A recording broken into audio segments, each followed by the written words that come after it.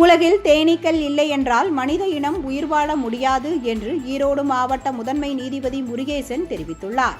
தமிழக சட்டப்பணித்துறை சார்பில் மரம் நடும் விழா ஈரோடு மாவட்டம் பவானியை அடுத்த தொட்டியம்பாளையம் ஊராட்சியில் 2வது நாளாக நடைபெற்றது. இதில் மாவட்ட முதன்மை நீதிபதி முருகேசன் உட்பட மாவட்டம் முழுவதும் இருந்து 40 நீதிபதிகள் பங்கேற்றனர்.